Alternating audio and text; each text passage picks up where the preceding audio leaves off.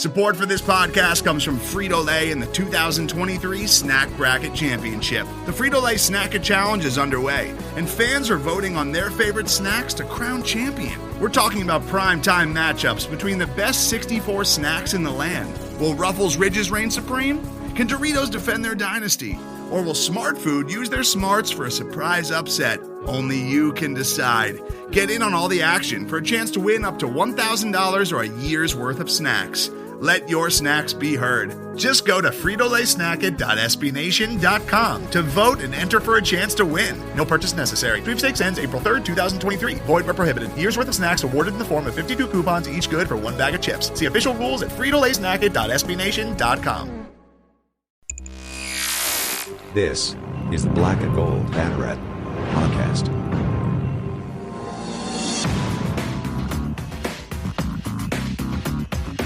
Now, here are your hosts, Jeff Sharon and Eric Lopez. Welcome to the Black and Gold Banneret Podcast. Jeff Sharon along with you. Eric's got the week off, so joining me for the entire length of the show, Andrew Glukov and Bryson Turner. Gentlemen, good afternoon, evening, or whatever. We're recording this on at some point in the day. We're recording this on Thursday, about 11 o'clock Eastern time. We got lots to talk about here, and I'm glad you guys are on board with me filling in. Look at how important Lopez is. We need two people to fill in for him. Well, I mean, yeah. Oh, I'm not going to go there. It was an ego comment. We got a lot to talk about in this show as well. Spring football, we're going to wrap on that. We'll answer some questions with Kyle Nash, the student of the game, who's in the house as well. We'll talk about some more transfers, what's going to happen on the basketball side of things, as well as some preview of some American Athletic Conference championships coming up. Bryson's going to be all over that with golf and tennis, the country club sports, as we like to call them. And we'll also talk softball, number 19 in the country in their rankings, and seeing, what's the path ahead for them, as well as baseball, who's kind of hit a little bit of a bump, kind of come back to earth a little bit after that hot start in conference play. But we start with football, the spring football game, gentlemen, and the student of the game himself joins us right now, Kyle Nash. Kyle, good day to you, I guess. Yes, well, it's still day for now. And listen, gentlemen, always a good time all the way around. And Jeff, listen, please try and tell your body to break down a little bit slower. We got a lot going on. We got a lot we need to talk about with you, buddy. I'm not playing. That's the good thing. But we got some guys who are, listen, it was a good time at the spring game, right? We had QR codes. Well, it was a good time for most of us. It was, all right. So officially the gold team defeated the black team 38-14. Nobody cares about that. What really everybody cares about is the first question, Kyle Nash, quarterback situation. John Rice Plumlee, Mikey Keene both saw significant action. John Rice looked really good. Threw for 180 yards, I believe, and 4 touchdowns. Mikey Keene, I thought, looked really sharp. Actually threw for more yards, almost threw for 300 yards in the game. Did have the one interception down by the goal line that was kind of catastrophic to watch. But the end result here is what in terms of the quarterback situation, Kyle? What's your evaluation? Yeah, for a little clarification, like when it came to the black and gold stuff, the quarterbacks would often switch sides. It was the rest of the skill positions that stayed put. So basically it made the score kind of like an episode of Whose Line Is It Anyway? The points don't matter. Where I'm getting to with the quarterbacks, though, first of all, for those who are hoping for Castellanos to step up and do the thing as a freshman, ladies and gentlemen, I'm here to say that he's bad at all. Actually, an excellent athlete. Needs a bit more comfort and poise, which we saw from both Mikey Keene and John Rice Plumlee. Now, you have heard me on this show be incredibly critical based on what I've seen so far on film from Plumlee and his passing abilities. He's not going to change anybody's life, but he's a lot better than I thought. Definitely had the best pass on the day, a 33-yarder down the sideline to Jalen Griffin. Definitely quite the dime. Not here to say that Mikey Keene looked absolutely horrible, but he did force that throw in the end zone. And to explain that kind of situation there on the interception, they had tried the play previously. It didn't work, and then they tried it again. But as it would turn out, Mr. Francois wasn't having any of it. And his coach, Malzahn, said himself, if he had the opportunity to take it, or he would have had the opportunity to take it to the house had he not had a bit of a strained hamstring going into the spring game. But what I can tell you, the automatic takeaway is this. Joey Gatewood is no longer a thing on this team, but we will still have a system quarterback or two quarterback system coming in where the tempo is changed up a bit by the entrance of one, John Rice Plumlee, at the very least. Yeah, I finally did the math on Keene. 21 to 28 for 282, 3 touchdowns. Plumlee right, had about 10 more passes. Yeah, Plumlee was 11 of 15 for 189 and 4 touchdowns. Mm-hmm.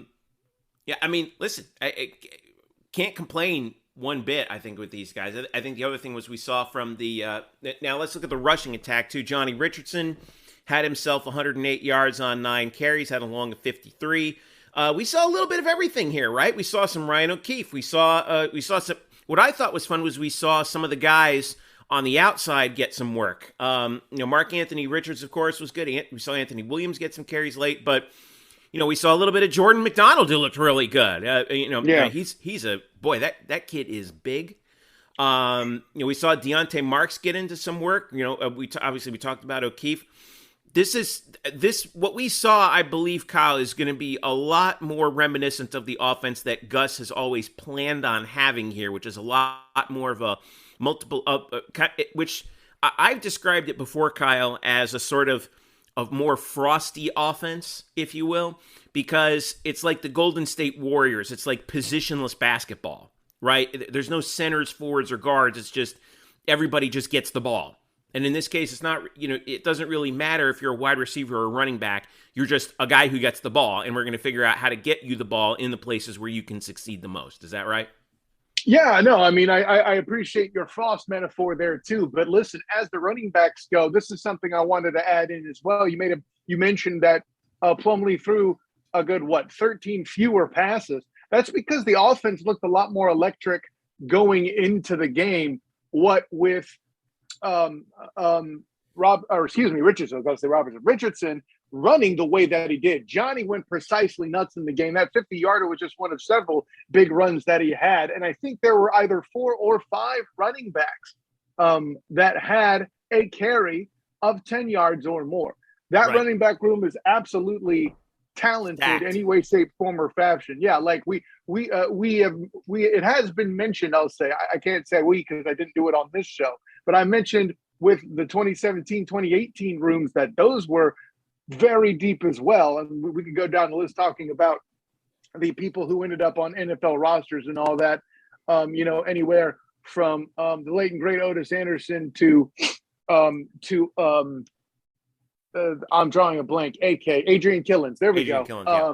And those guys, doing things. Taj McGowan himself even seeing time at Jacksonville Jaguars camp. But this group, we already know that Bowser's going to be an NFL prospect. And we haven't even really seen R.J. Harvey in a live scenario yet. Keep that in mind as well. We saw neither of those guys. We saw neither of those guys on Sunday, Bowser or R.J. Harvey, and they are expected to contribute. That's a good point about how really stacked that running back room is. I want to bring Statboy Drew in here, Andrew Glukoff, to talk about what he your evaluation, Drew, and I don't know. You look like you have a question. Well, actually, before we get to evaluation, I want to flip the script a bit on Kyle. And, we talk about this great surprise. Well, no, let's talk about the other side, the defense. I haven't even gotten there yet. Let's talk about that for a second, because, obviously you talk about running backs who are getting 10 yards or more. That's obviously, that aside from the fact that's a testament to their talent, that usually means something's going wrong on the other side of the ball. And, 4 touchdown passes by Plumlee, nearly 300 yards by Mikey Keene in the air. A lot of stuff given up by the defense. Sure. I know defensive line and linebacker had a lot of question marks going in. I want your take on those two position groups and what you saw. Well, first of all, let's not go out of our way to be super critical of the defensive front. The two sides combined had 12 sacks, including 3 by Landon Woodson. I mean, that's certainly something you have to bring up when you're evaluating the defense. To me, now, to be fair, those sacks were just, I got to you. Well, right, and exactly, one-hand touch football in a way. But for my money too, like, they may not have been air quote sacks, but they would have been broken plays. By the way, a lot of them went down. There's only really one where I felt like there would have been an escape, but here nor there. And yeah, but it's a worthy point to bring up, Jeff, that the cute quarterbacks were not lying. And that's a good thing too, because 12 hits on your 2 starting quarterbacks, dang. Anyways, it's a very tough evaluation of a defense in a game like this, because a lot of yards, I would say definitely over 100 receiving, are all from broken and missed assignments and coverage. Okay, this is the kind of thing you're not going to get, or at least fans are hoping you don't get, come late August, early September from any team, right? I think there are definitely a lot of gaps and a lot of things still getting worked out. That being said, I felt like there was when there were opportunities in space where tackles had to be made or big plays would be allowed, a lot of that happened too. You know, the fans are coming out, our tackling was terrible. Well, no, if you're out of position in the first place, you didn't really miss a tackle. You were just not in the right place. It's something that has a whole summer to get corrected. That's the reason why there were at least 2 screen passes that turned into touchdowns, 2 of them by way of Amari Johnson in particular, who will be getting a lot more play based on recent events when we bring that conversation up. But I'm not freaking out too much about the tackling when the rule game itself were anti-tackling. Correct. And the biggest thing that I'm concerned about with fronts is not so much the defensive front. They did things that I kind of expect to see in the spring game. What I am concerned about is the offensive line. There were 4 or 5 at least busted things that came right through the A gap, right between the guard and the center, that have to be disconcerting. And we had actually talked about it on last week's pod with Elo about the fact that Plumlee's stock in the battle for the starting position is going to go up basically already on his capability being better than Mikey Keene's. That's still a factor here, and it was on display. But there is a very interesting analyst who commented how much Mikey Keene has improved in his mobility over the camp. That analyst, John Rice Plumlee. Yeah. No, that's a good point. So real quick, Kyle, but before we move on, you know, you kind of touched the offensive line. You know, obviously you and I both know from our prior experiences, the technique is very different between pass and run blocking. Which did you see them not make as many mistakes and breakdowns? Was it on the pass blocking side or the run blocking side? Oh, it was definitely run blocking side. Pass blocking side. You could tell that they had not figured out how to handle certain stunts or blitzes in the situation. I mentioned, you know, the A gap. One of them was just a linebacker walking right in to, you know, the guard committed somewhere that he wasn't supposed to. And then Matt Lee continued to do his job as he does, taking care of the man head up in front of him, and then just walks right in to the now newly spread gap. But then again, I don't think there was a running back in that particular formation either. Normally in that situation, it would be a call where the running back would pick that up. But, you know, I feel like it's a situation where the line didn't really get the call on their area correct. I feel like the guard bounced out when he should have stayed inside to watch for the blitz, let the tackle pick up that man. But, yeah, it was definitely the pass blocking. I felt like they were the most out of sync. But, hey, it led to some great escapes by Plumlee. And we definitely saw Mikey Keene move a little bit more than usual.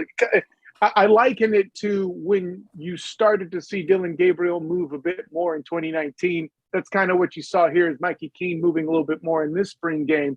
Now that there's a level of comfort and certainly a far deeper quarterback room now that we had than we were observing that time last year. I thought Mikey looked really confident. I much more confident even than last year. So, and he was asked to do more. Right. And you know what? This is the whole thing for Gus, is like I was talking about last week. He's got options. You know, if the offensive line, you know, kind of struggles, you know, John Rice Plumlee can make up for that with his speed and his elusiveness. On the other hand, you know, if for some reason John Rice doesn't work out, we're pretty good with Mikey Keene, I think. I'm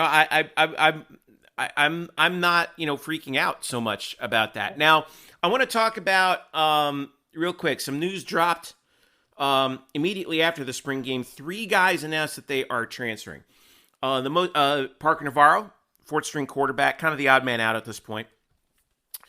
Cole Joyce, who is a defensive, who is a linebacker, a backup linebacker, but the big one was Jalen Robinson, who, believe it or not, has actually been at UCF. I didn't realize this. Has been at UCF since 2018. Actually got here. Josh Heupel's first year, redshirted a year. He's got his degree, so he's graduating. He's a graduate transfer. Had a 44-yard touchdown catch in the spring game. Obviously, last year got hurt. Was one of the casualties of the Louisville game. A lot of fear out there, fear and loathing out there about losing a guy as talented as Jalen. But my evaluation of it is, obviously you hate to see a guy that talented go, but this team's pretty good at wide receiver. We saw plenty from Kobe Hudson. Ryan O'Keefe speaks for himself. I thought Amari Johnson, Kyle, had a fantastic spring, and the spring game I think showed that. Jalen Griffin, you got Deontay Marks out there still. Your tight end situation is going to be a little bit better with Kamore Gamble, joining the fray. Jordan Johnson looked good, and we got to be, and let's not forget. I think I mentioned before, Kobe Hudson, man, that guy's a baller, and I can really see him kind of taking over the Brandon Johnson role, and causing defensive secondaries a lot of trouble, Kyle. Yeah, no, I think that's fair too. I'll go this way. First of all, I think you made the point in the chat when we were talking about it amongst ourselves last night that they had been bracing for Jay Flash to walk basically with Dylan Gabriel this past off season, and that didn't happen. But there's a reason why Kobe Hudson was recruited, and he was the other receiver that broke 100 yards in the spring game, right? Yeah. So I think there'll be an opportunity for him to fit in. Ryan O'Keefe, I think he's definitely more of a utility guy, more of a Deebo Samuel type, if you're looking for an NFL comparison to that. I feel like Kobe Hudson, we have the opportunity to observe a 1-2 punch there. I'm not going to say they're going to be as good as, let's say Traquan Smith and Gabe Davis, but something of that ilk is the 1-2 punch I think you're going to get there. And, I'll put it this way. Anybody worth their salt's going to go in this game scouting against UCF and early in their schedule, trying to shut down O'Keefe, and Hudson's going to make them pay for it. That's the hope. Amari Johnson, I think, isn't a bad receiver. He's going to do his job well as a possession guy. I think the spring game's a bit of an anomaly because of all the yardage he got on screens. I don't foresee them running that many screens, frankly. But I think the guy you really need to look for to fill the gap is another Jalen Griffin. Him and Hudson, I think, will be asked to carry the load that one in Jay Flash would have done. And listen, we've heard Gus Malzahn say it constantly through the season. When I was talking to him at press conferences, the big play, we get big plays, we score touchdowns. That's his tagline. Not much of a tagline as other coaches would say, we got to go 1-0, but details. What I'm trying to say is this.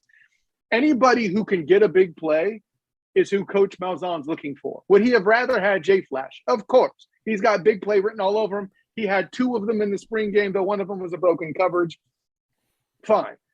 But I really feel like these other guys have that same speed and opportunity where in the right place they can make a big play. Hudson can make that big play. We've seen O'Keefe make that big play in different parts of the field.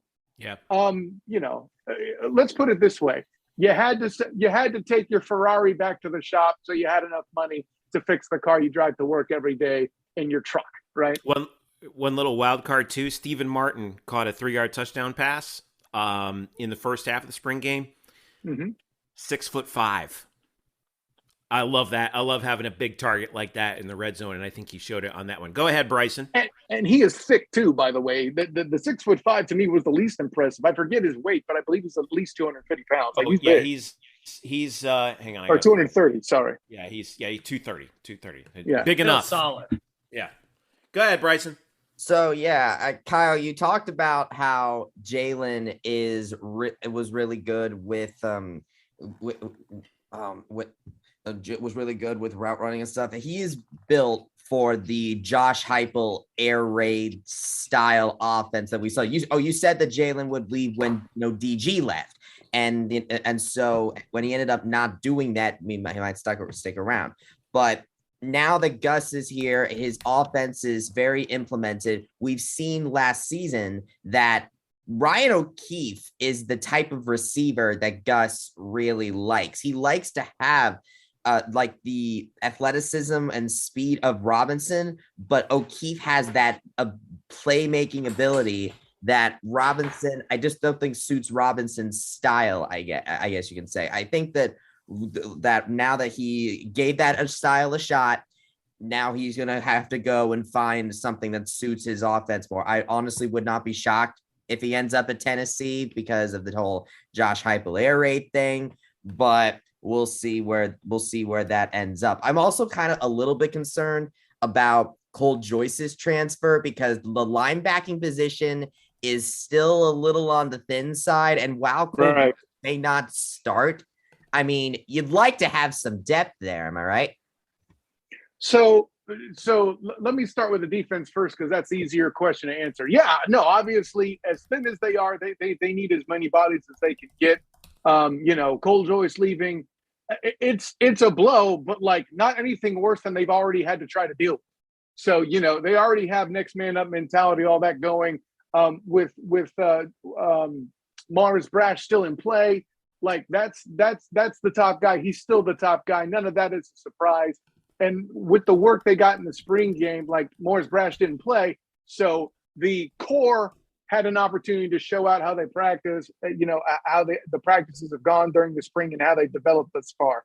If losing somebody now is bad, but again, they still have the summer to really make a decision on where to fill that gap. And the concentration, as Coach Malzahn would say, is on rushing the passer first. So basically they're relying on the D-line to kind of help them out where available as well. And their defensive tackles are great, which is helpful for any linebacking core. Now, as for your receiver analysis, here's the thing.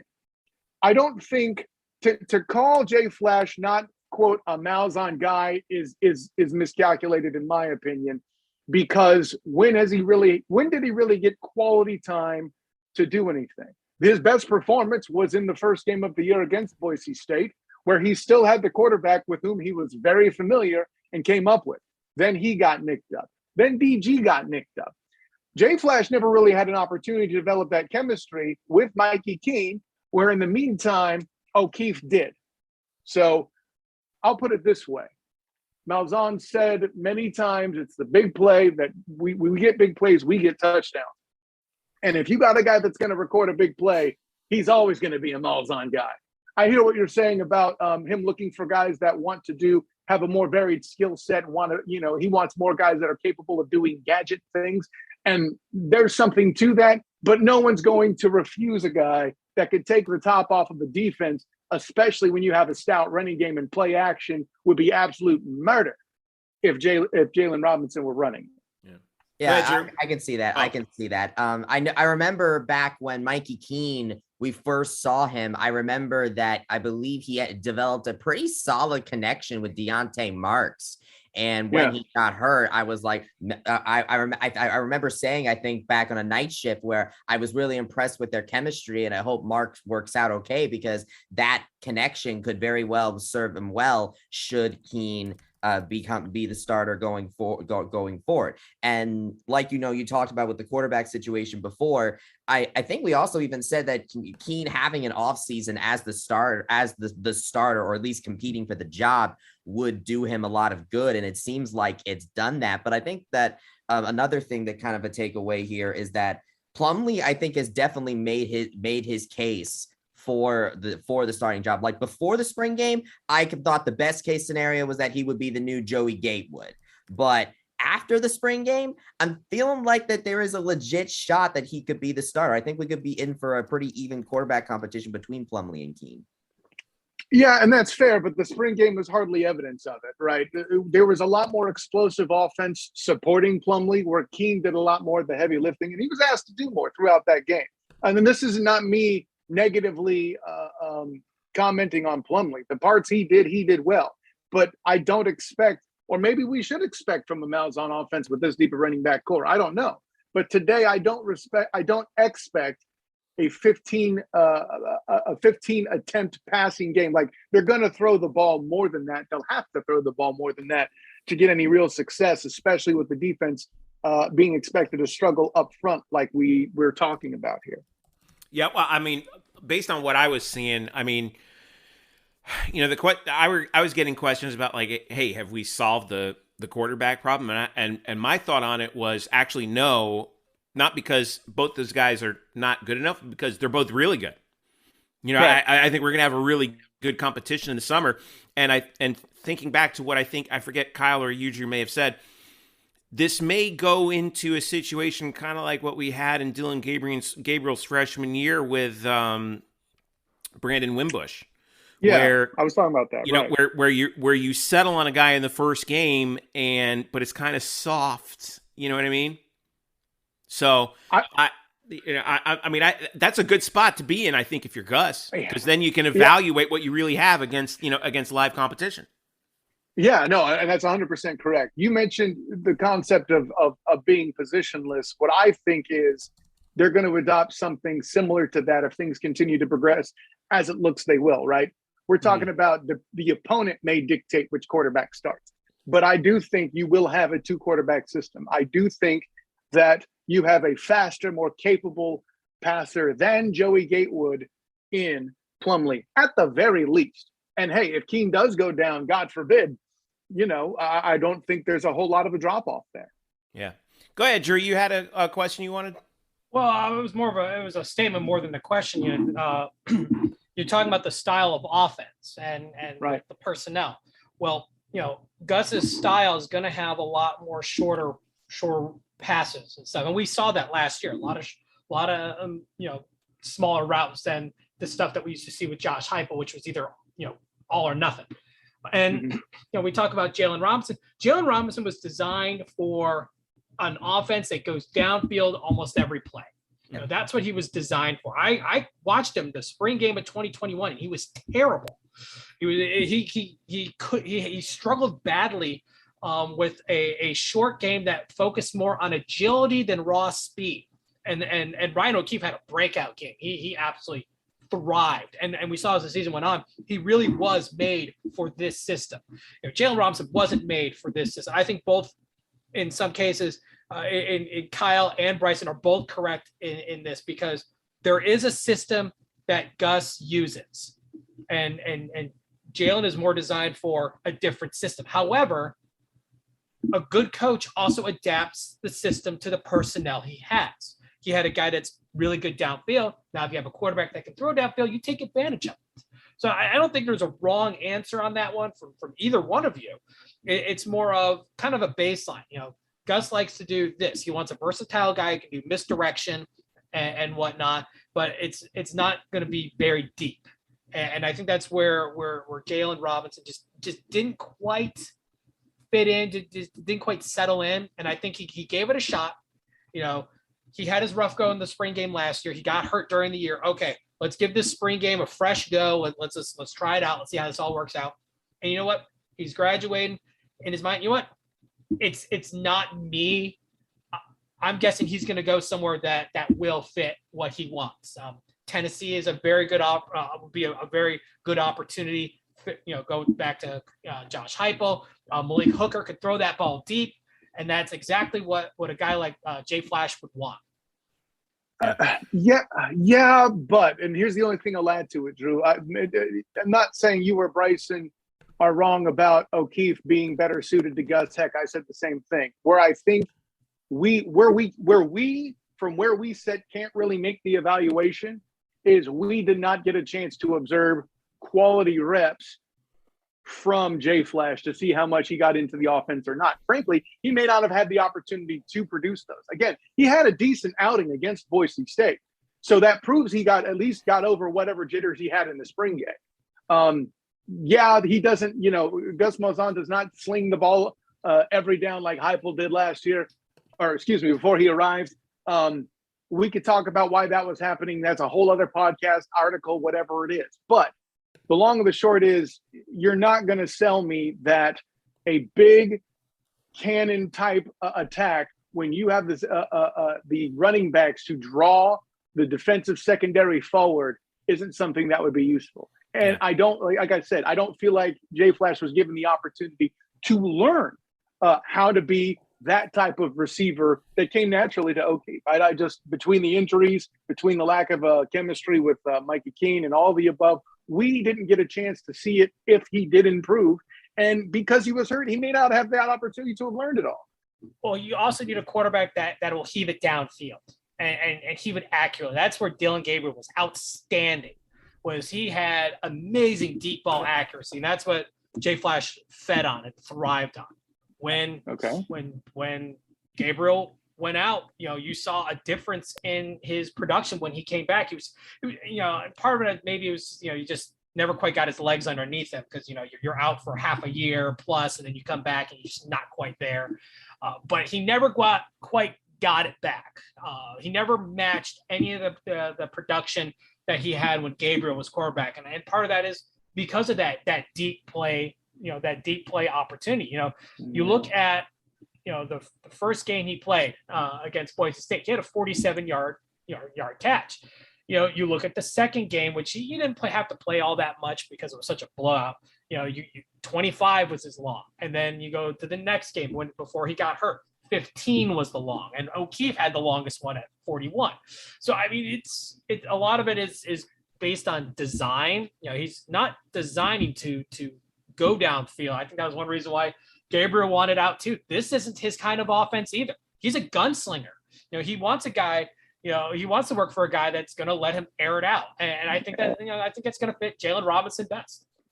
I'm not going to go down that road. I have my own set of feelings on why Gabriel transferred and whether it was a good idea or not. But I think we're shorting Jay Flash by assuming he's just a long ball guy. We haven't really seen evidence to conclude that definitively. It's possible, but like I said, we did not see enough quality reps from him.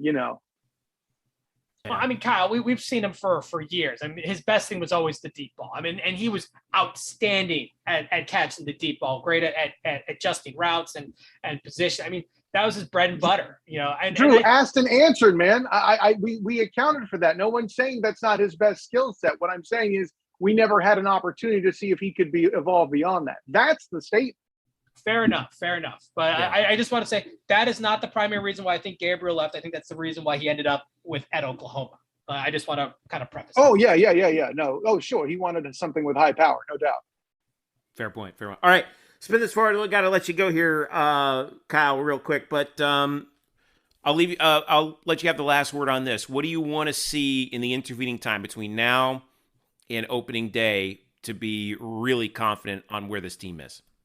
I mean, the veteran presence of Cole Schneider at the guard position was very obviously missing from what I saw in the spring game. And those guys need to get a better grasp of protections, or at least maybe they just had a bad outing that day. That's certainly super possible. But again, they have the whole summer. I'm not panicking, but what I would love to see is, the A gap to be as secure as a football team needs it to be. Beyond that, I felt pretty good about what the group has as an outing. And I think there's only really one team in the American that superiorly worries me today on the schedule. That would be SMU. Interesting. Not Cincinnati. Not without their quarterback. All right. And their defensive stars that have been on to the NFL here. True. All right. All right, so that'll do it for us on that spring game there. And Bryson, you mentioned July 1st is that transfer deadline too, right? So yeah, we still got a lot of time between now and then to figure out what spots on the roster need to get filled. And like we've always talked about, right, guys, the portal taketh away, but the portal giveth as well. and we have Jeff locked in this really goofy look on his face. That's awesome. But yes, the portal giveth, the portal taketh away. I love the Bible scripture quotation from Psalm of the Portal 45-17. Anyway, so, All right. the path of the righteous player is beset. No. So, no, listen, guys, honor, joy, and privilege all the way around. I would love to go ahead and dunk on Drew some more. Kidding. But No, we know that's the truth. But unfortunately, responsibility calls. Gentlemen, and honor, joy, and privilege. Until next time, class dismissed. The SOTG on Twitter, Kyle Nash, joining us here on the Black and Gold Podcast. All right, we return. Drew and Bryce and I talk about some American Athletics Championships coming up, including for golf. And, we had one for golf that's in the books. We got tennis and men's golf coming up as well. Plus, we'll talk a little baseball and softball as well. Stick around. The Black and Gold Banneret Podcast is back after this. Today's episode is brought to you by Cars.com. With over 2 million vehicles and 50,000 more added every day, Cars.com will match you with the perfect car for you, your budget, your life, your style. And if you're ready to say goodbye to your current car, Cars.com will get you an instant offer to cash it in. Just start by entering your license plate and get matched with a local dealer who will write you the check. So whether you're looking to buy or sell, just go to Cars.com. It's magical. All right, welcome back to the Black and Gold Banneret Podcast. Jeff Sharon here with you, along with Bryson Turner and Andrew Glukov, and we're going to review and preview some American Athletic Conference tournament action happening in what we call the country club sports, golf and tennis. We'll start with women's golf. Bryson, it was not quite the finish that UCF women's golf wanted in the American Championships up at Pinehurst number 2. They played it at Number 6. Or number 6. Okay. UCF finished in third in the American Championship at plus 35, just shy of the championship by a few strokes. Pat Pidden finished second. She was the overall at plus 4 for the tournament. And now the Knights await their fate for the NCAA tournament. It's likely that they'll get in as an at-large. They're not in the top 20. I'm actually looking here at the golf stat rankings. Oh, they're down in U. Okay, 29th. So it's expected that they'll get a trip to the regionals here. But kind of a bummer. They were really hoping that they would get in there, but that they would get the chance. They were right there in the final grouping, but just couldn't pull it off. Yeah, you are right about that. And that kind of came down to the win. The win at Pinehurst number 6 didn't exactly work in their favor, being the last group out. The winner of the tournament, which ended up being Tulane, went out earlier than Houston. Both Houston and UCF did. And the difference is huge. Tulane, as a team, had a final round of just 7 over, while Houston was 22 over and UCF was 18 over. Yeah, so the win did play a factor later in the day. You're right. Yes, so Tulane's final round absolutely gave them that title, and that's all the credit in the world to Tulane right there. That was a good job, and the win just ended up not really working out for the Knights and the Cougars, and it is what it is. It also didn't exactly help the case for Timrod Pidden, because guess who won the individual championship? SMU's Kennedy Pedigo, who went out earlier. So Pidden actually had the lead. Like, she came into the final round ahead by 3 strokes, but she ended up having a 7 over final round, and she ended up losing by a stroke after she bogeyed the last hole, which I have to imagine is a blow for her. I mean, the Pinehurst is obviously a tough course. Like, I remember the telecast kept saying how, like, the winner last year was like 1 under par. So this is a very tough course to play. And with the wind being what it was, it is what it is. So the good news is that UCF and Pidden both contended for the title till the very end. It really just came down to how tough the course was and the conditions they had to play in. And if that's really what it ended up being chalked up to, I still think that they did a solid job, because they still were within striking distance of the win in the final round. So now the question is, is how is the regional course going to look? There is one regional being played at Seminole Legacy Golf Club in Tallahassee, if I remember correctly, and if I had to bet money, that's the regional I would expect UCF to be in. We'll find out for sure when the selection show airs on Golf Channel at 4 p.m. on April 27th. But hopefully this can light a fire under this team, though, because I think that as long as they can use what happened here as motivation to do better later, then we'll see. Back when we talked to Emily Marin, she said all they had to do was get to match play and they could win a national championship. So they have the opportunity to do that. Yeah, it feels like, they got off to a good start in the fall season. As the spring came around, it's like they're still trying to put it together. But if they put it together now, look out, and they are coming in ranked 29th in GolfStat.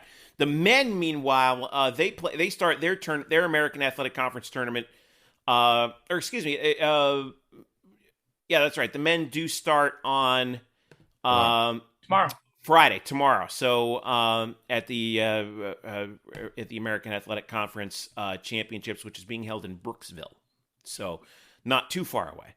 Yet the American Golf Twitter account actually tweeted out at 10:38 a.m. today the groupings that they're going to be teeing off in. UCF is the number 4 seed, and they will be teeing off with Cincinnati and Memphis between 8:50 a.m. and 9:30 a.m.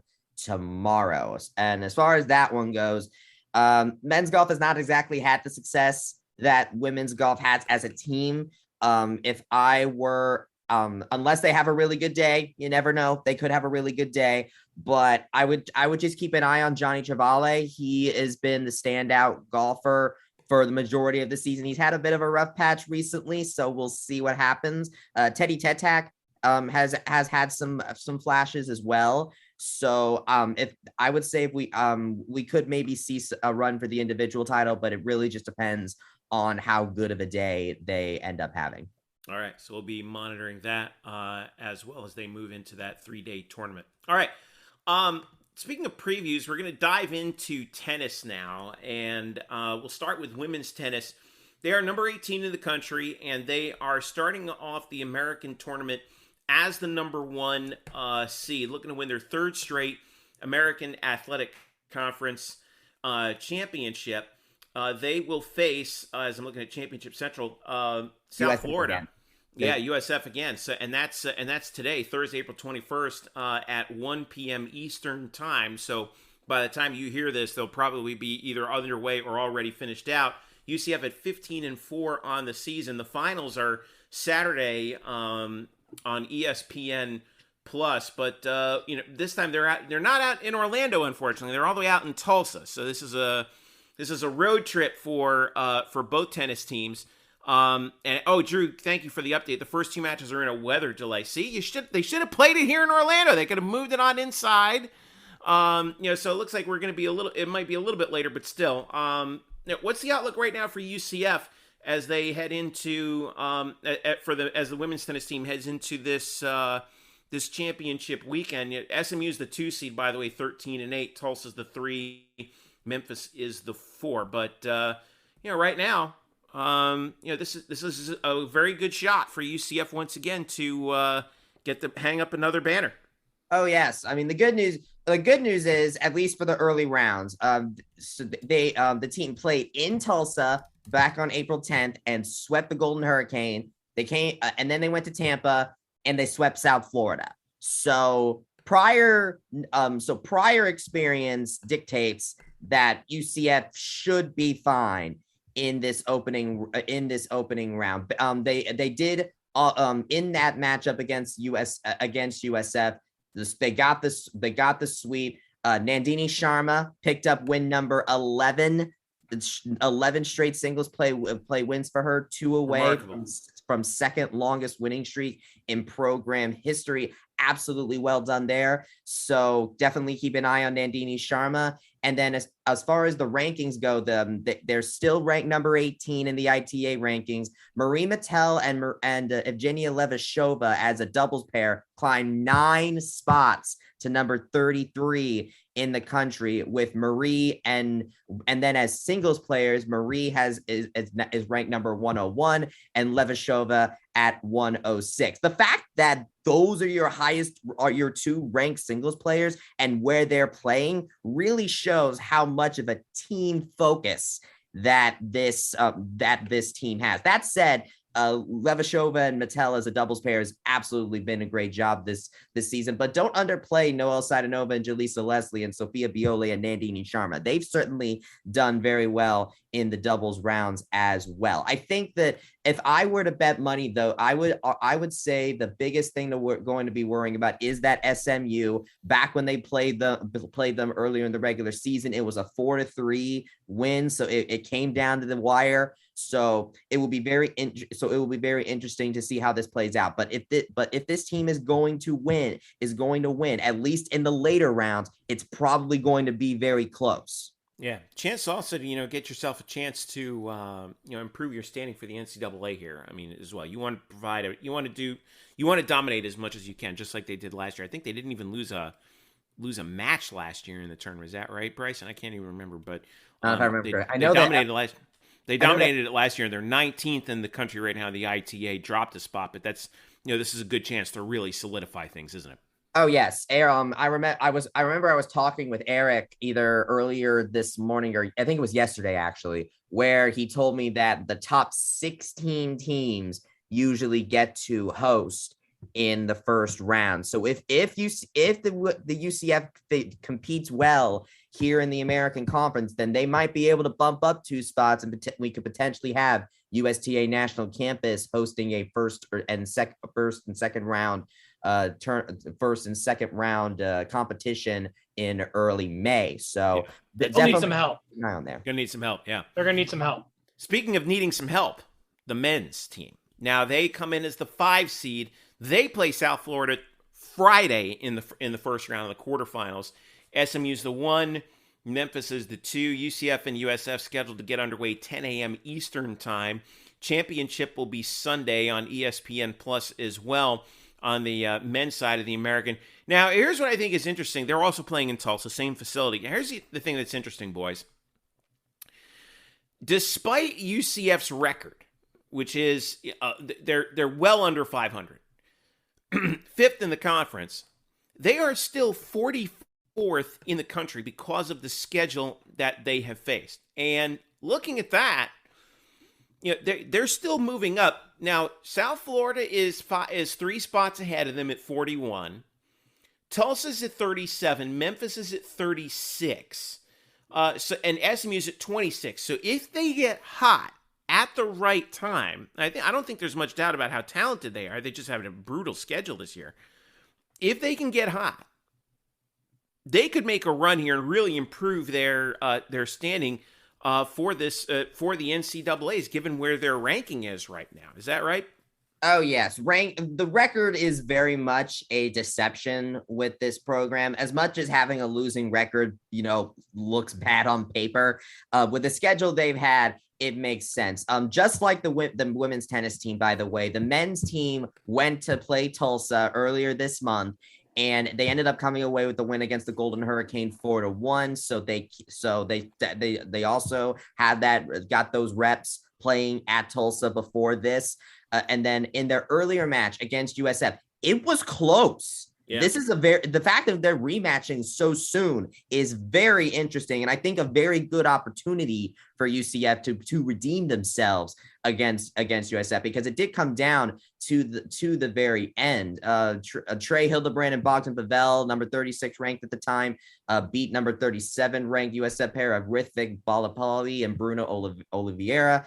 And as far as the singles play goes, because the singles play is really where they've had their biggest struggles this year, and they just ended up not coming away for the win there. But Bogdan Pavel, Trey Hildebrand, and Alan Rubio in his senior night performance both picked up wins there. So we just need Quinn Snyder, JC Roddick, and Leighton Cronhay to try to be able to redeem themselves in singles play or get the doubles point. Cooper White and Leighton Cronhay lost 6-1 against their USF doubles counterpart. So if they can pick up the win in doubles play, that could have very well made the difference as well. So last match was really, really close. And I honestly, I would say I would expect the same for this one as well.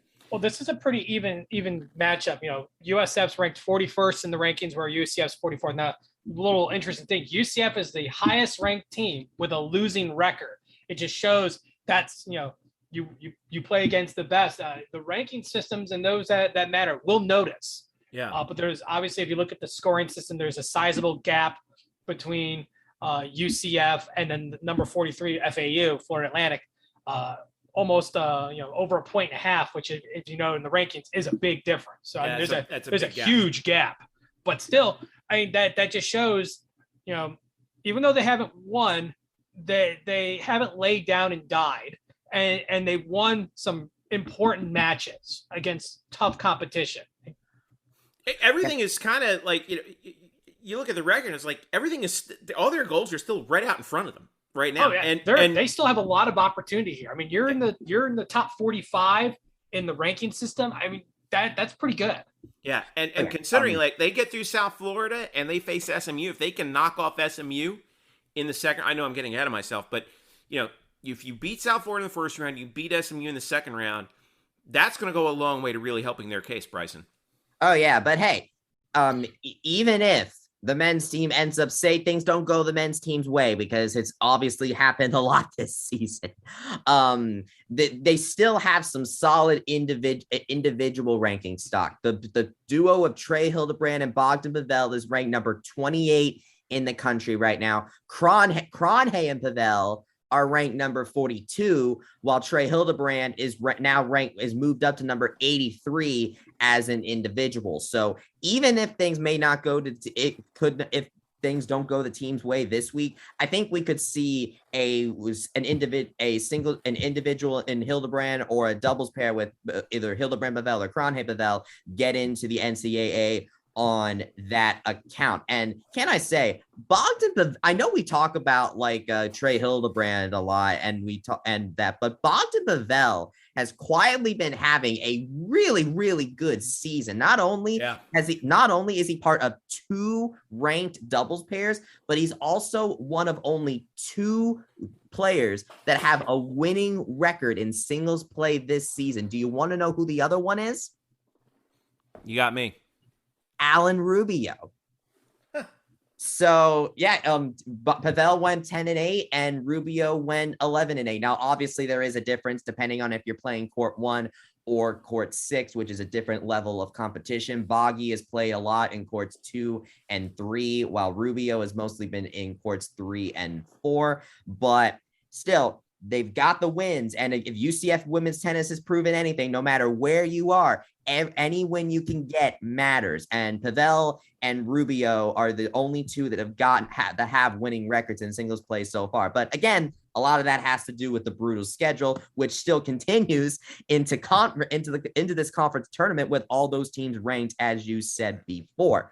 So I am very excited. It's certainly going to be a very high. I think it'll be some very high octane matches, and hopefully UCF can get some redemption with USF very soon tomorrow. You're going to be very busy this weekend, Bryson. You got women's tennis hopefully today if the weather cooperates throughout the week, and you got men's tennis starting tomorrow throughout the week, and you got men's golf coming up this weekend. So this is your time to shine, man. Oh yes, I am very excited. Oh, here it is. American Tennis just tweeted about a match like 43 seconds ago. It says the scheduled time is Thursday, April 21st at 1 p.m. So it's still listed as scheduled for 1 p.m. Eastern time, but I think that they still have the weather delay, if I'm not mistaken, correct? Yeah. So wow. So yeah. All right. Yeah. All right. So go ahead. No, yeah. So all right. So hopefully weather cooperates, and yeah, hopefully this will be some more NI4 redemption. But I mean, the brutal schedule continues for this UCF men's tennis team. But even if even if they don't succeed here, then I think there will still be at least a couple of individual tennis players that could see some more postseason action. Okay. All right. Bryson Turner. It's Bryson Turner is the person you want to follow, as well as us at UCF Banneret _SBN for all the latest this weekend on the tennis and the men's golf. All right. When we come back, baseball and softball. We'll also have some updates on track and field and update. Listen, this softball team right now, they are barreling down the stretch of what is looking like a really historic year for them. So we'll talk about that and plenty more when we return. This is the Black and Gold Banneret Podcast. Back after this. We are back here on the Black and Gold Banneret Podcast. Jeff Sharon, Andrew Glukov, and Bryson Turner joining with you here. And a little bit more transfer news we have to talk about here. Jameel Reynolds from the men's basketball team announced he's in the transfer portal. Jameel, was it's bittersweet because he showed so much promise at the time and a really skilled offensive player, Drew. But at the end, the production just didn't match up, and there was a reason why UCF went into the portal and got Mbake Zhang last year after Jameel had shown quite a bit of promise, like we said, during the COVID year, his first year. Something was missing. And Jameel elects to go into the transfer portal. We have no word on where he's gone yet, but he's leaving the nest. So how much does this one really hurt though? Because now UCF basically has no big men. Well, and he was probably going to end up being the starting center. Granted, he's only 6'9", but I mean, in college, he can still play center. And, he's 6'10". He's a good 6'10". You can be a size of a 4 and still play the 5, in college. But, you look at the numbers, and he made a lot of improvements. Granted, his points per game were down, but he also played less. He didn't start. There was things that he did last year or, 2021 that he didn't do this year because, UCF went out and got a true center. And, I think you never want to lose a player that has something positive to contribute. We talked about with Jalen Robinson, losing guys still hurts. This one I think is rougher because he has experience in the program. He was aiming to start. I mean, is he a scoring machine? No. But I mean, was he also a disaster? No.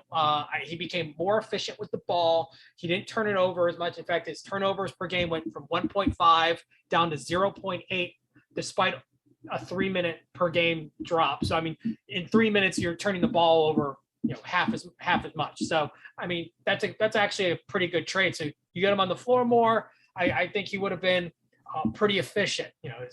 His shooting was getting a little bit better. He was just sub of 50% from the field.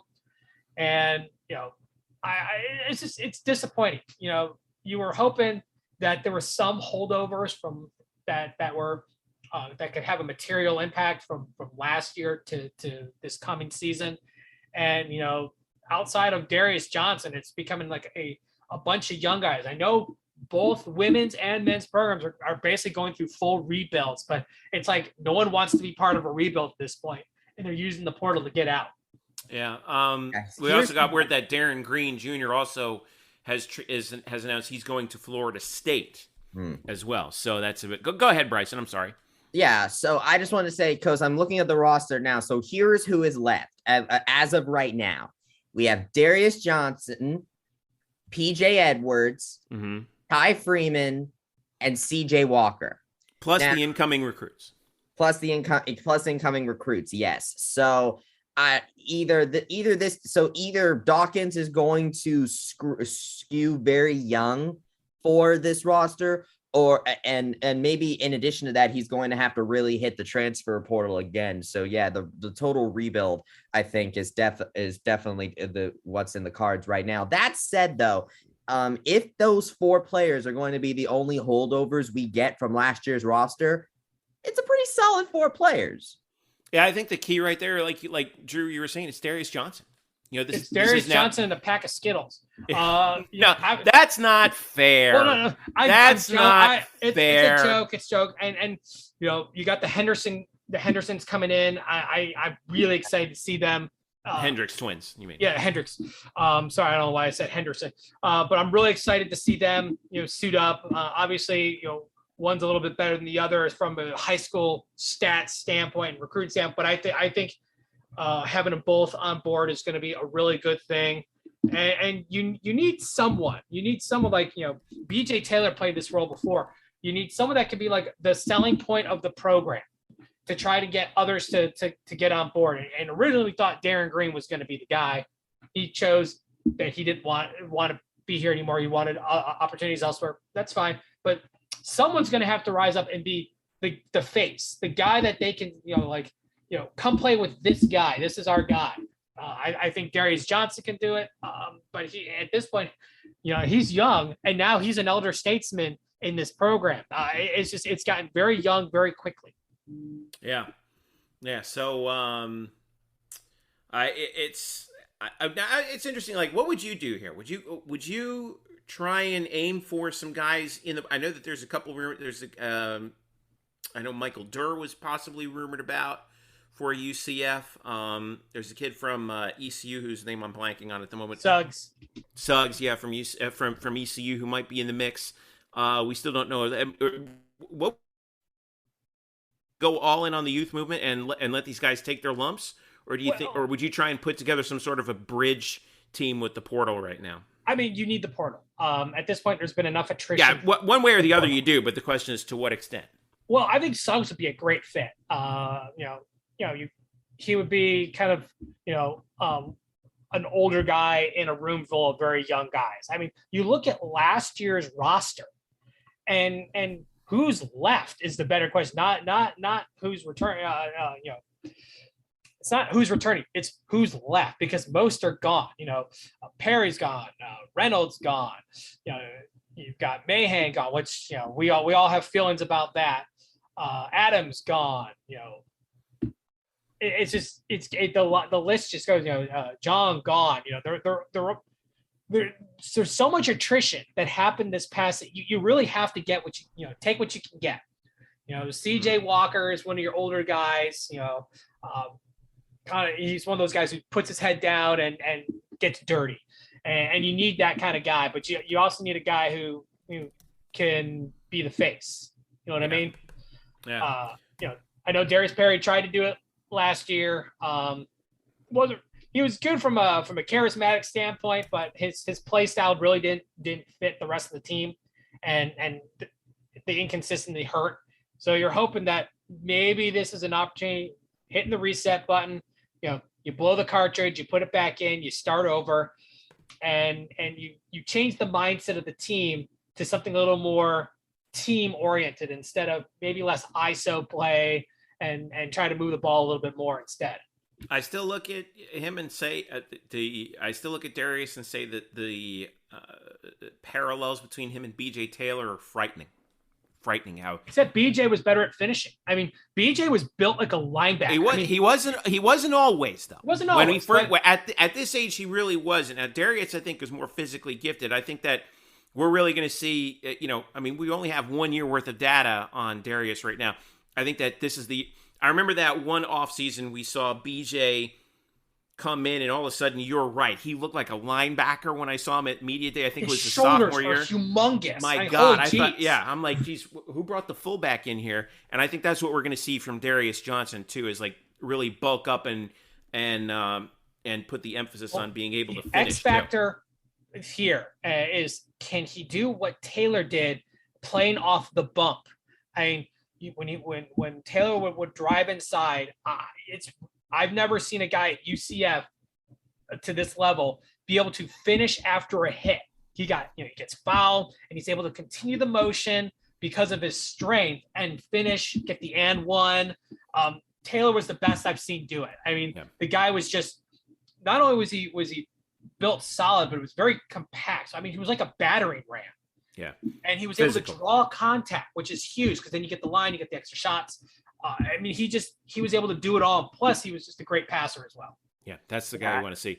it's like Darius Johnson almost kind of reminds me of Mikey Keene in a way, because they were both true freshmen that ended up getting some time kind of more a little bit later in the season and made an impact. But with now that they have an off season of development with a bigger role for them in mind, that could be really good for them in the long run. Oh yeah, definitely. But I think but the difference between that though is that, Mikey Keene, we weren't planning on Mikey Keene seeing much action last season in his freshman year. We were planning on seeing a lot more at Darius as the season went on, because that, he's the keys to the future, and Darius was a senior. So, or Darius Perry was a senior. So, again, he's going to be the straw that stirs the drink. Meanwhile, on the women's side, the transfer news is rough.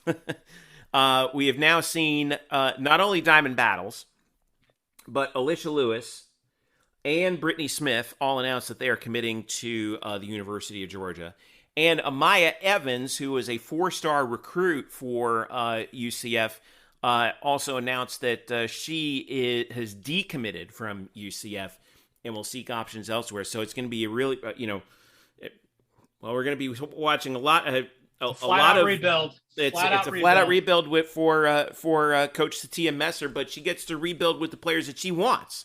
And right now she's still working on assembling her staff. We'll see what she comes up with in terms of like we said, the portal giveth and the portal taketh away. So we're going to see who she's able to add to her roster in the coming weeks. But it's just, as a fan, it's hard to see those players all go en masse to UGA, but hey, good luck to them. I mean, it is what it is. Yeah. I think this is going to be a very interesting, because if Destiny Thomas ends up staying, and so far, I feel like she is, who knows, things could obviously change, but right now, Destiny could very well be a very key piece on this team, because she could very well end up being into that kind of elder stateswoman leader type role for any of the young players that Coach Messer brings in, and the younger players we have now. Oh yeah. That's definitely. I mean, she's the one player from the rotation who comes back with the most minutes. Although, yeah, Asia Todd had a significant amount of minutes as well. But we're hoping to get Satia Messer on the show at some point. Pretty soon. Still working on that, but she's a busy woman, Jeff. She's a busy woman. Listen, with all these roster changes, she's very busy. Yeah, you're rebuilding an entire program. I know she doesn't have time for us. So hopefully we'll when she gets but it'll come to pass. It'll come to pass. All right, let's talk softball. Your UCF Knights continue to roll 15 in the RPI, Bryson Turner, and coming off of last week, they knock off ECU in 3 straight. This team has won 6, 7, 8 in a row since they lost to Virginia Tech. But now they face another test at Houston, and on the road. And this is they're coming down to these last 9 games in the conference schedule: at Houston, home for Tulsa, at Wichita State. But all 3 of their games, Friday, Saturday, Sunday, will be on ESPN Plus. But we're looking at the rankings here, Bryson. This is the question that I had: is what tier of the top ranking softball teams is UCF in right now? Because at the very top, Oklahoma's having just an incredible year. They're 39-1. I think they're all alone at the top. You have Florida State at 5 and 6. UCF kind of hanging out at 15. You have a lot of the usual suspects out there: Tennessee, Clemson, Oklahoma State, Arizona State, Texas, Duke, UCLA, Virginia Tech, who UCF lost to. Alabama's at number 2. If you were to separate out, say, the top 25, what tier would you put UCF at right now? Well, let's see. So I think the biggest indicators of that is looking at their matchups against the highest ranked teams they faced, which has been Florida and Virginia Tech. So they haven't beaten Florida, and they've beaten Virginia Tech once. So I would say that UCF is probably in I'm gonna be conservative and say that Virginia Tech and Florida, I think, are obviously like in whether, depending on what ranking list method used, they're S tier, A tier, whatever, whichever one you view as the highest. But UCF, I think, is probably going to be in that second tier right behind them. I would put Florida a little higher than Virginia Tech, just a little bit. But I think that both Florida and Virginia Tech deserve to be a part of that A tier thing. UCF, though, is the tier right below them, B tier, A tier, depending on your system. And that's not bad. I mean, again, given how much of a softball powers those programs are, the fact that UCF is right there and competing with them is very, very well done on their part. And I think they're definitely a threat to be an upset, especially if they can hopefully nail down a chance to host. But we'll see about that. Eric, I'm talking with Eric. He's guessing that it's probably going to be a trip to Gainesville for the regionals, so we'll see. It'll be different from last season. Hey, at least it's not FSU like last time. Still, This team is good enough to host, and they should be hosting. Okay, especially if they roll through Houston and Wichita. Wichita right now is in second place in the American at 7-2. Houston's in third place, 7-4-1. If the UCF rolls through these last 9 games and rolls through the American Conference Championship, this team should be hosting, okay? There's no two ways about that. I just like Eric, I'm pessimistic about this. The committee's going to find a way to screw this up again. I mean, go ahead, Drew. It's the Florida bias, because you already have 2 schools from Florida that are going to host. Gainesville's going to host. Tallahassee. Why can't you have a third? And well, you see in baseball, Coral Gables would always be the third one. Right. But, Orlando being kind of in the middle, they kind of just like, oh, it's just Orlando, blah, blah, blah. They're so close to Gainesville. We're just going to send them there. And so they get sacrificed to the number 5 instead of being, usually the top 16 should host. They should just make it very clear. You're a top 16, you host. UCF being 15th right now should be in line. No, you're absolutely right to be annoyed at this. This has happened multiple times over the years where, in baseball and stuff where UCF should have hosted and got hosed as the number 2 at some other Florida location, and they lose because, that Florida, whatever it was, Miami or Florida, were just, we're a better team, and they won it. They lost the chance to play on their home field when they earned it during the season. I mean, that's what it comes down. If you earn it during the season, you should have it in the postseason. It shouldn't be figured out in a boardroom. It's the same concept we have in college football. Postseason should not be figured out in a boardroom. It should be pretty clear. You're top 16, you host, period. Yeah. I mean, this is where the RPI can come in handy, but, UCF right now hovering at 15. What happens if they drop? Go ahead, Bryson. I just wanted to go ahead and give a quick shout out to a couple of players. Kama Woodall, she facing her former school ECU, pitched 8 total innings on the series and only allowed 1 hit and 1 run, 2 walks, and struck out 8. So well done for Woodall against her former program. And also Jada Cody record watch. She got another RBI for the weekend. She now sits at 57 on the season. That is 9 away from Stephanie Best's season record. That's just an update on that. Good stuff. All right. Now, over to the other side, baseball. They are in a slide right now. Got swept by ECU in 3 straight at home. Bad slide. Looks like ECU's back, by the way. Just in case anyone was wondering. And then at home, got beat 9-2 by Jacksonville on Tuesday night. And no rest for the weary, as the Knights now have to go out to Wichita State for 3. No TV for these games. Friday, Saturday, Sunday out in windy Wichita, Kansas. Bryson, what in the world is happening? Well, what isn't happening, Jeff? Because here's the thing: they're 5-4 in the conference, right? Just real quick, I want to get that 5-4 in the conference in 5th place. Only 2 games out of first, but boy, does that 2 games feel big. Oh yeah. Feels like a mile. Okay, where do I begin with this? Okay, let's go ahead. So let's go ahead and just get the two big things out of the way, I think. So Hunter Patterson is hurt again. He ended up exiting with looks like a forearm injury. That's scary. That's really scary. Coach Lovelady said that it was a similar description to what he had before, though. So either he re-aggravated it or he just re-hurt it again.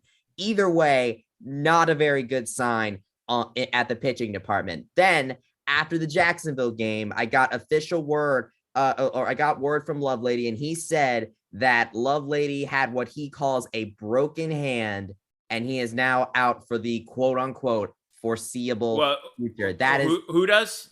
Who's Alex that? Freeland. Alex Freeland. Okay. So that's another big offensive bat that is now gone for the long term with Nick Romano. So, oh man. So it's like, it hurts, man. Mail it in. Like I strongly recommend anyone that has, that wants a state of what UCF baseball is in right now to go watch the post-game interview with Coach Lovelady after the Jacksonville game on the Black and Gold Banneret YouTube channel. Be sure to like and subscribe to those videos and turn the notifications on so you get up-to-date information on the newest press conferences we post on there. But in that press conference, Lovelady just sounded defeated. I mean, he really did. He talked about how the team was badly coached. So it seems like he certainly feels a level of responsibility for this, and for both that game and the ECU series, where the series started out fine. UCF was up 6-2 in the third inning of game one. But after that, for the rest of the series, it was just a downward spiral for this team, and a lot of it ended up coming off of unearned runs too. I did a comparison. It was like, I think 30 something to 8 runs with counting the unearned runs, but the earned runs, it was just 14-8 it was. So ECU still would have won the series in terms of runs, but when you don't count they got some help. It was a lot closer than you thought. Yeah, they got some. UCF kind of helped him out there. The part about Freeland that hurts is, this is a guy who's third on the team in OPS at 991. 9 homers, 7 doubles. He was drew 25 walks. This guy was just getting on base constantly, and this hurts. This just really, really hurts, and it stinks when you see a guy having a season like this, and to see him go down. Like you said, for the foreseeable future. Who knows how long that's going to be? But this hurts. I mean, the other thing is, with the pitching, now what? You're worried. Obviously, you're worried about Hunter Patterson. We don't know if he's how long he's going to stay out. Connor Stain, as great as he's been, has been a little bit on the fragile end. He has he had the back spasms issue he had, which seemed to have flared up in the cold weather in the trip to Memphis. And then he also had a blister on his middle finger that is healing, but blisters can be a little stubborn. And David Litchfield's been struggling. I think the adjustment from the bullpen to the starting rotation has been rough for him. He's 2-2 right now, 8 starts, but his ERA is over 7 in 41 innings. So I mean, this is tough. The pitching, you need your guys to come back. Your top. If you notice, it's all the top end guys that are getting hurt. Freeland and Stain and Patterson. They're twice last season. Yeah, I mean, look at Patterson and Stain with ERAs under 2. I mean, those guys aren't playing. Is a huge thing. That's potentially 2 out of 3 weekend games that you're losing the opportunity to have a player like that, pitching for you. Yeah. Yeah. I mean, look, it also doesn't help that the bullpen has been on the relatively inconsistent end, because you can have performances where Ben Vespi came out in the ECU series in game 1. Yes, it was game 1 where he faced 6 batters and allowed 4 hits and 5 runs. Then in his very next appearance against Jacksonville, granted different opponents, but still, he started the game and went 2 innings, allowed no hits, 1 walk, 1 strikeout, and Lovelady mentioned that he did a good job pitching in that game. Like this bullpen has been very inconsistent, and it didn't help that coming into this season they lost Nolan Lepkowski, Nick Vieira, and Zach Bennett to long-term injuries. Injuries once again are just absolutely killing this team. And now because of how young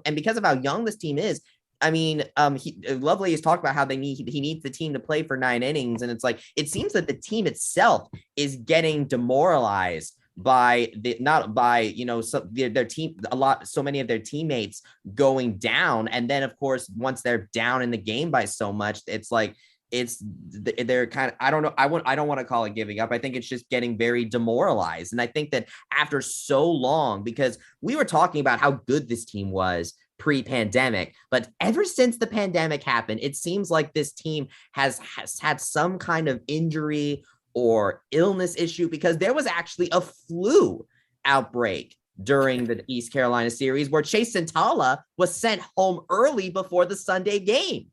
From what Lovely said. I mean, like, what hasn't this baseball team gone through? And it's so unfortunate because, like, Nick Romano, I mean, Lovelady has sung the praises of this guy in the offseason, but he's never gotten the chance to play because he's gotten these catastrophic injuries. It's like, I mean, it's so unfortunate because I think this team does have the talent, but man, they've just been going through so much that, you just can't see it. It's I had the opportunity years and years ago when I was doing terrestrial radio to sit down and interview Charlie Manuel.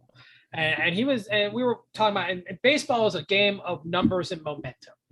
And, you look at a guy like Vespi, who still pitching under a 2.5 ERA, which is good from a whole, but it's a momentum thing. You hit a bump against ECU and it just falls apart. But you hit a groove against Jacksonville and it just flows. So, I mean, that's why, one game a season does not make. Unfortunately, in college, one season, unfortunately, does make your season. So, I mean, it's really, it comes down to, it's the big mo. You hit a bump early, it could derail you the rest of the way. Well, here's the thing. Not a better time to play the worst team in the American right now, which is Wichita State, who's 13-24 and 2-7 in the conference. Granted, you're out on the road, but if you can snag at least 2 out of 3 here, Bryson, maybe that rights the ship, right? Well, I would say as a whole, Wichita State does have one of the lower stat lines in the American. However, they are going to have to face Cameron Bai, who has the lowest ERA in the country.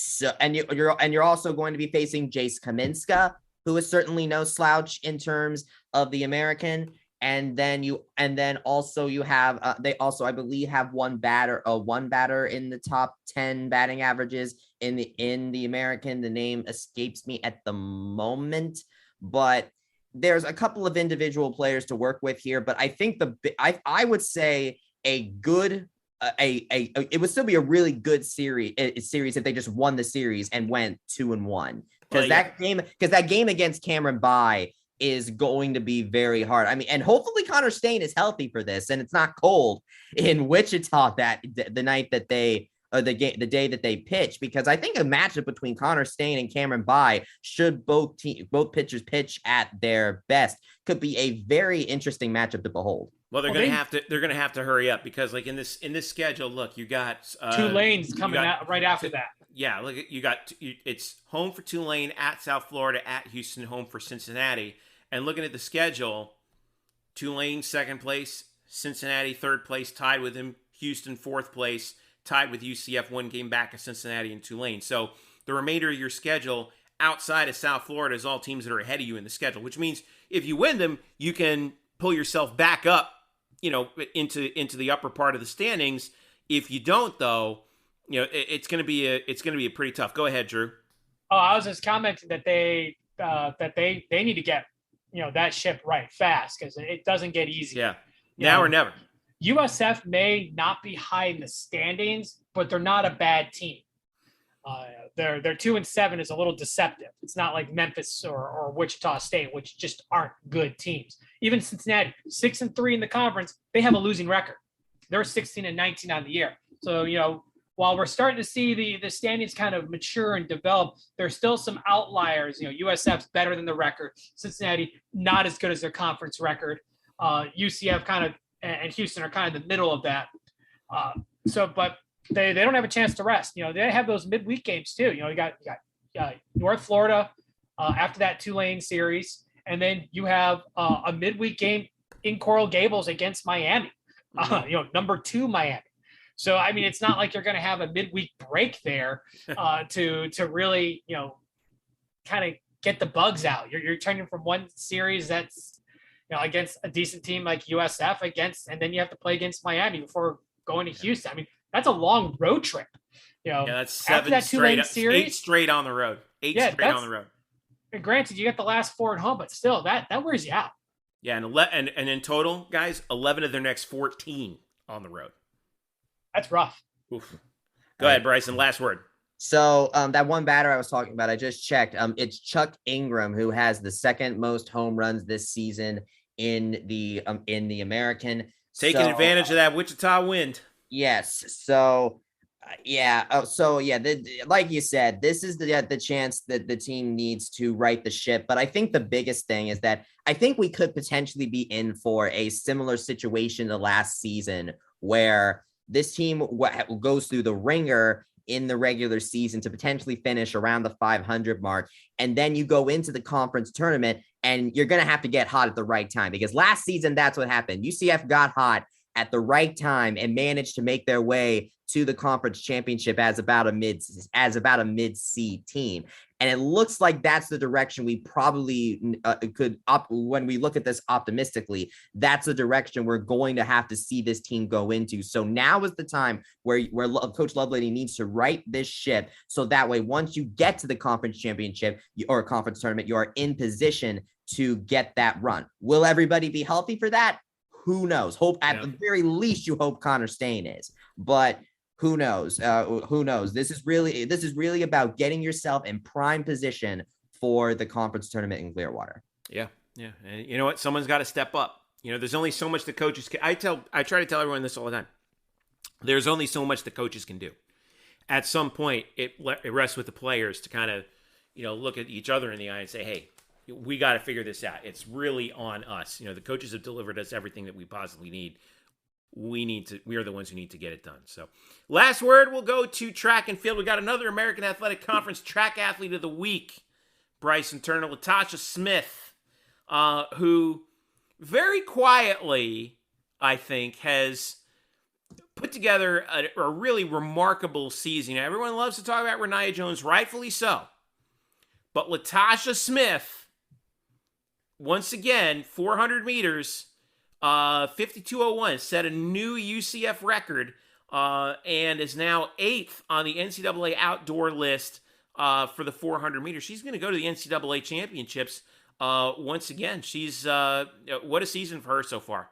Oh yes, absolutely. I mean, people talk about Renaya Jones, but Latasha Smith has absolutely been dominated the 400 meters. Like it's in her Twitter handle, by the way. Did you know that 400M is actually in her Twitter handle? That's how big she is on this event. She took the indoor 400 meter record back and during the indoor season. She now has broken the outdoor 400 meter record. And I think the huge thing is that the previous record was set by UCF Athletics Hall of Famer and former Olympian Afia Charles. Mm-hmm. As she set 52.49 time in May 2013. Latasha Smith broke it this weekend with a 52.01 time in Gainesville, and absolutely well done for Latasha. She now owns both 400 meter records. And then of course she was also part of the 4x400 meter relay team with Danielle Best, Kia Williams, and Samiera Bradwell. They finished third in their event, but they broke the 4x400 meter record that was set back in 2015. So Latasha Smith, a part of breaking two school records this week. Absolutely well done for her. Also well done for Natalia Madison and Kalia Jones, who both podiumed in the high jump. Natalia Madison setting a new personal best for herself in the process. So we have some pretty solid stuff going on with the high jump.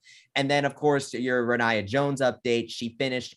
She set a new season best in the 100 meter hurdles with a 12.99 time, which got her into 6th place. She talked about how she wanted to get under 13 back at the night's invite, Eric. That counts. And now, Jeff, and now she has done that. She also competed in the 100 meter dash. She ended up finishing in 7th with an 11.32 time, which is 0.03 of a second off of her personal best. So more progress. So more progress from Renaya Jones. We still have a couple of events to go before the AAC championship. And this week it's going to be a divide and conquer strategy for the team.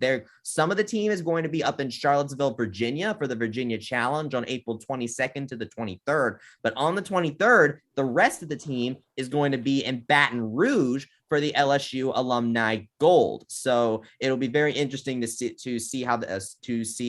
the progress, and because now the team's going to be split up for this week. So that'll be interesting. Goal is run fast, jump high, jump far, finish first. That's always the goal. And last little bit, we wanted to pass out some congratulations to the Varsity 4 in rowing. Kennedy Keefe, Amberly Hotham, Rachel Dunford, Claire Kaminsky, and Avery Bethel with a win over Miami this past week in 7:45.3. They were named the Americans Varsity or Boat of the Week in rowing. So congrats to them. Rowing, by the way, they're up in North Carolina for the Lake Wheeler Invite up in Raleigh, facing the likes of Duke, North Carolina this coming weekend. They have one more event after that before the American Championships on May the 15th. So that's you are all caught up. How about that? Not too bad, right? Yeah. Oh yeah. Make sure you check out my nightcap. We'll try to get that up soon on the blackandgoldbanneret.com. And of course there'll be links there so you can see the full results for the matchup against Miami. Miami winning 4 out of 5 against them. Good job rowing. And of course the full results and links to the full results for all of the events that occurred over the past week. And of course the action continues today in Tulsa with tennis. Yep, so, tennis, golf, busy weekend for you. We're going to have a big nightcap at the end of this weekend, too, for you, Bryson. Oh, yes. Get the coffee ready. I am very excited. I love covering these, and it'll be very interesting to see how it all, the culmination of everything. All right. So thanks again to you. Thanks again to Drew sticking around for us throughout this whole segment and throughout the whole show, filling in for Eric. Appreciate you, bud. That's how I roll. Statboy Drew on Twitter, so you want to follow along with It's Bryson Turner on Twitter. You can follow me at Jeff_Sharon. You can also follow Kyle Nash. We thank him for his insights on football in the first segment at the SOTG. Also follow us on YouTube. Look for Black Gold Banneret on YouTube and subscribe to us there for all the latest post-game reaction to for every sport at UCF. Bryson does such a good job getting that, especially for baseball, so that's been a lot of fun. And, of course, Eric for softball. But, hey, once again, thanks to you, the listener, for following along with us. Make sure you follow us collectively at UCF Banneret_SBN. That's UCF Banneret_SBN. We thank you for subscribing to our podcast. If you don't yet, no problem. We're on Apple and Android devices. Just search for Black and Gold Banneret wherever you get your podcasts. And of course you can follow us on Facebook as well, facebook.com/Black and Gold Banneret, as well as the mothership, blackandgoldbanneret.com, part of SB Nation. So for Kyle Nash, for Andrew Bukoff, for Bryson Turner, I'm Jeff Sharon saying thank you so much for listening. This has been the Black and Gold Banneret Podcast. Enjoy this busy weekend. Prayers up for Bryson, who's going to be busy with everything going on. We thank you again. This has been the Black and Gold Banneret Podcast.